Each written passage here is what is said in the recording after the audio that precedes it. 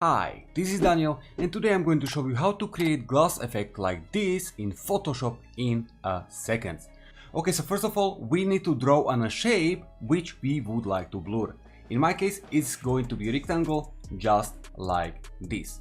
Now we want to duplicate the bottom layer, aka the background. For this I can right click and simply click on duplicate, or I can easily hit the Ctrl+J and the layer has been duplicated in the same way. So now I want to simply drag this layer above our rectangle. Now I will right click on the upper layer and I will create clipping mask.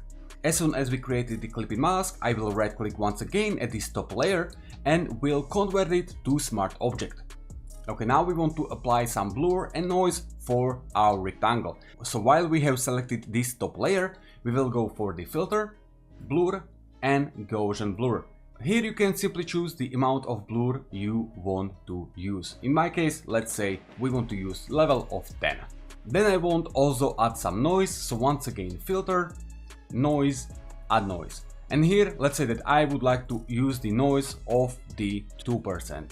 Now as we applied already the blur and noise, we can simply once again go for the filter, filter gallery, and here in the distort we simply want to choose the glass effect.